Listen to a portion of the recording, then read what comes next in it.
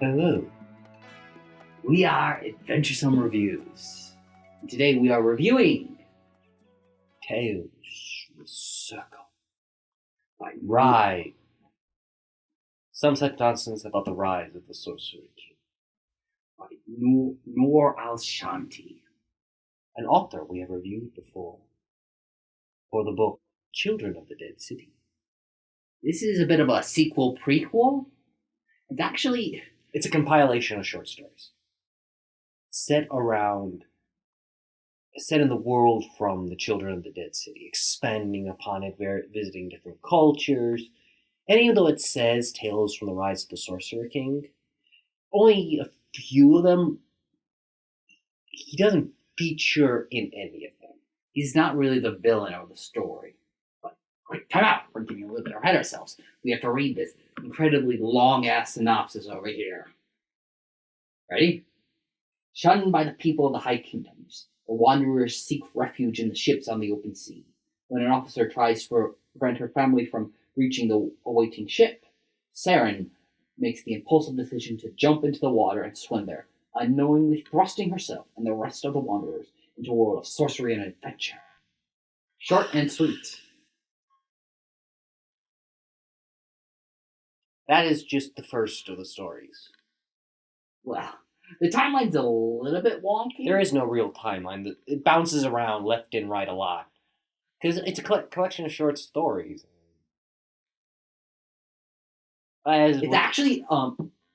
Reading it struck me as very similar to the Silmarillion from J.R.R. Tolkien, but it covers a far less expansive period of time.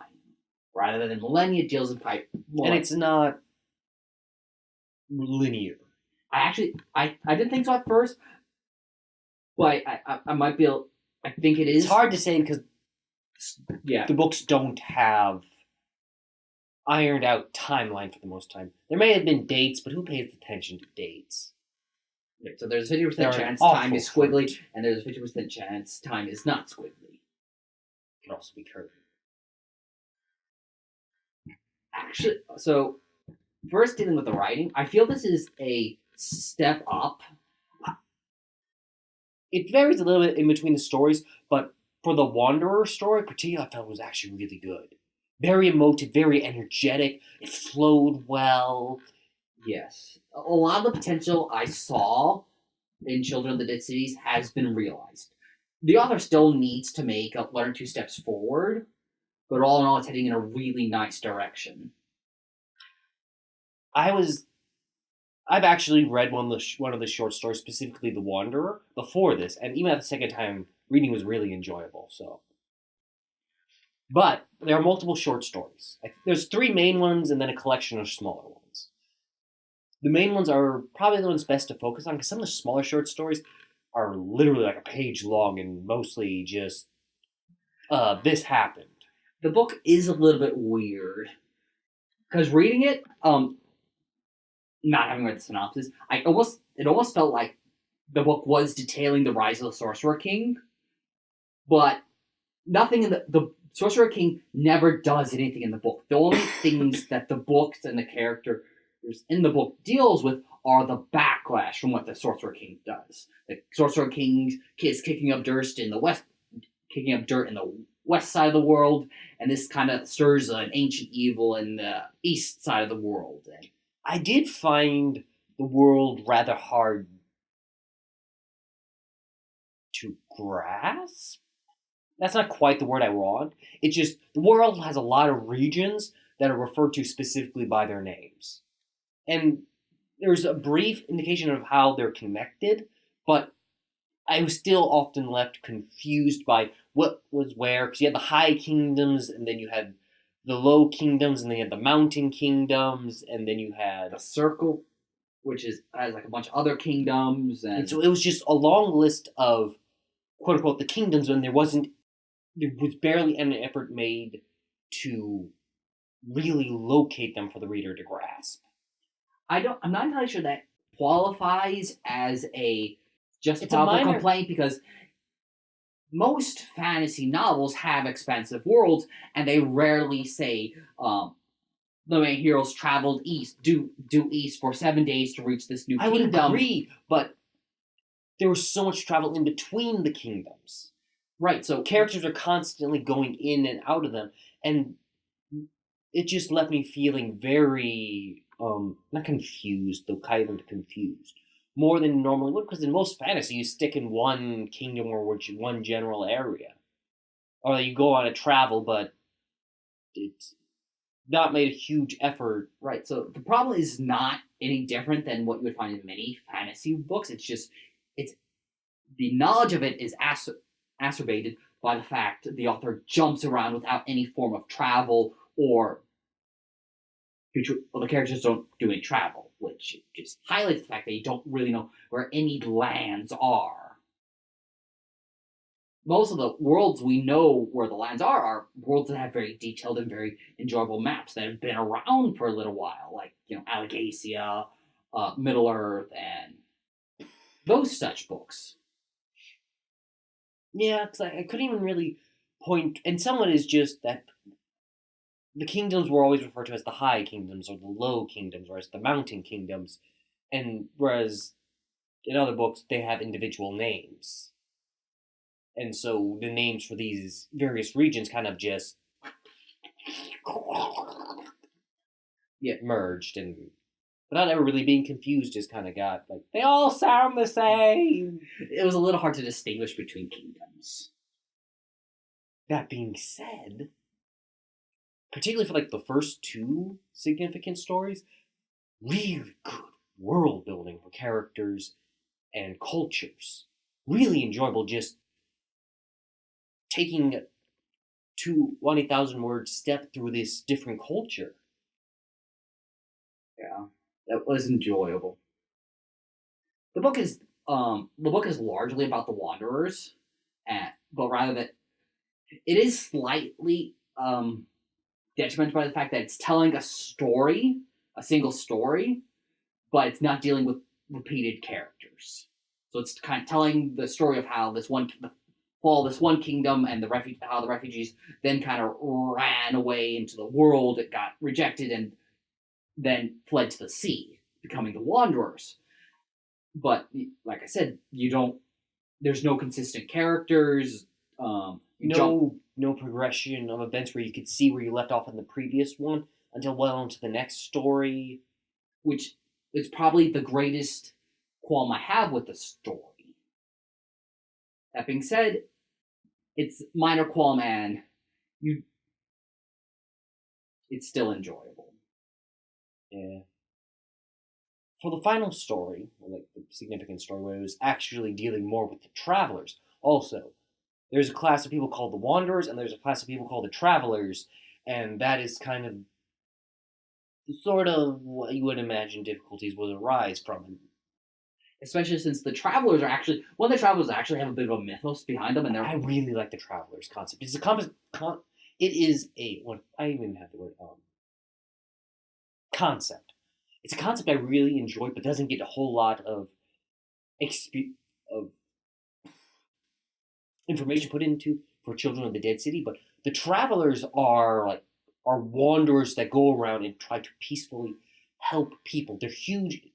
They bring news and information and knowledge from other kingdoms and other parts of the world, and they travel the world sharing this information and knowledge.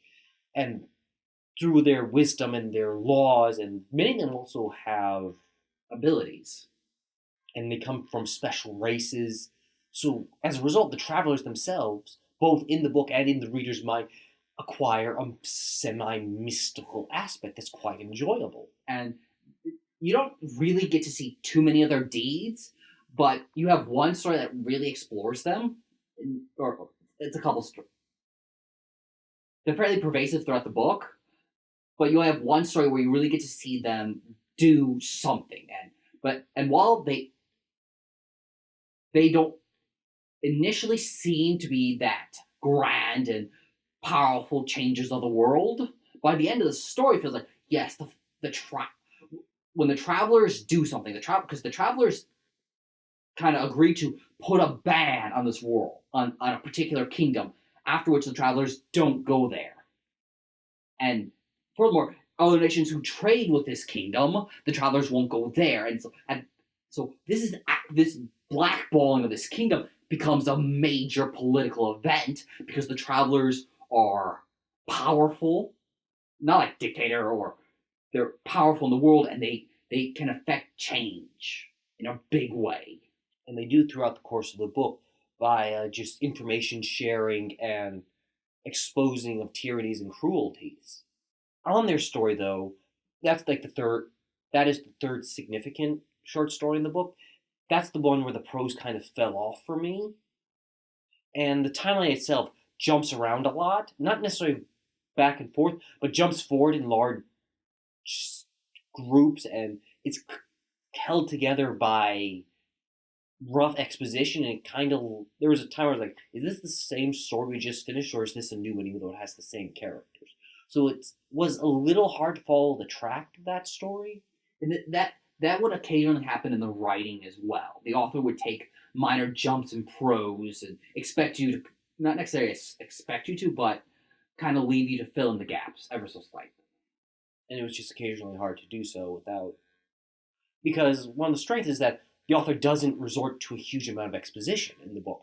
And for the stories where he's just exploring the culture in its an immediate present state, it was really good because you get to experience the culture instead of being told about it. But in books where it's not about a very concentrated culture, it's more wide-ranging and wide-expanding, the dearth of exposition makes it harder to follow what's going on because you don't have the grounding that the other concentrated cultures provided. Despite the kind of the fall off of writing, though, that was the Travis was probably my probably my favorite one of all the stories, simply because the main character of that little narrative was the one I liked the most. It's also the largest of the three stories. I think I like the second one best. I can't remember what they were about, but it's the people, the Giants in the High Kingdom, and they're dancing and they're fighting with these weird, almost semi-demon beasts, and there's other stuff they have to learn how to deal with, and that's the one I enjoyed the most. In part because it's the original one for me. It was the original one for me. Otherwise, The Wanderer probably one of my favorites because I really like the Wanderer story. The story doesn't just deal with the Wanderers, and you kind of branch out, I think, as we've said. And one of the stories you branched out into actually delved into the Renegade King a little bit, who I also enjoyed because he's one of the major ties between Children of the Dead City and this book. And while I enjoyed that story enough that I would have wished for a little bit more. There wasn't enough in that story. It dealt with one event, but there was no lead into what that event meant and no follow-up from what that event meant. So it was just basically an action sequence with a little bit of exposition thrown in. And there wasn't really enough for it to really be a story, in my opinion.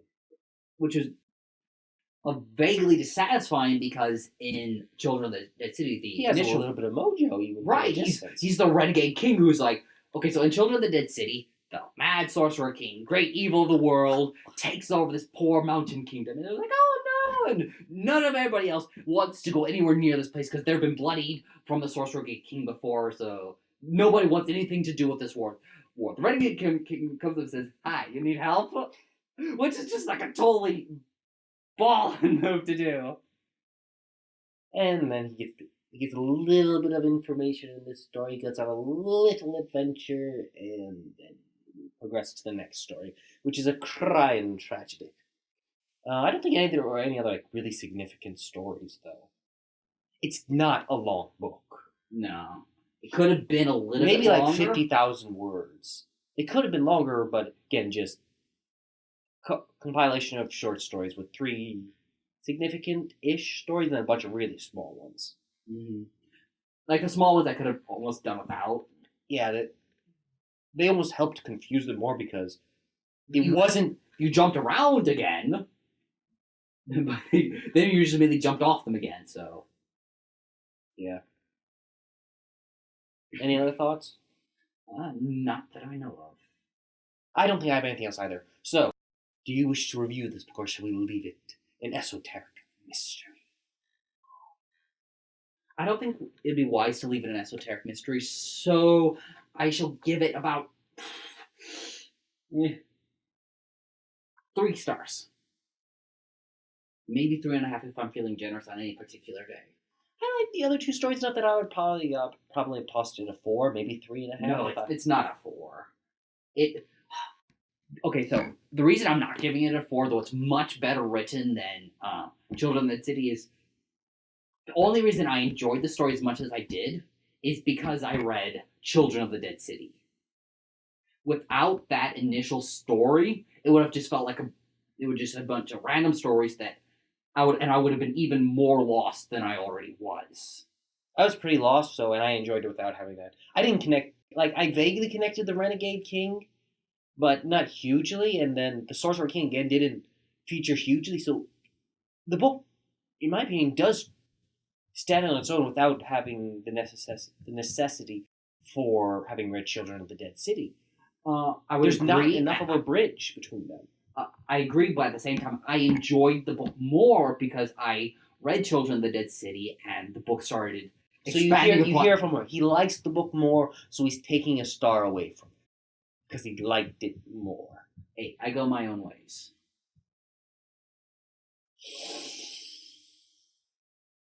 If you keep hissing at me, you're going to lose a star. Or I am the star. Toodaloo, goodbye, au revoir. Like, comment, and subscribe if you feel so inclined. It would help us dramatically. And it would feather his cap enormously. He'd spend years admiring the feather, painting it over, brushing it with brushes, soothing it with soothing music.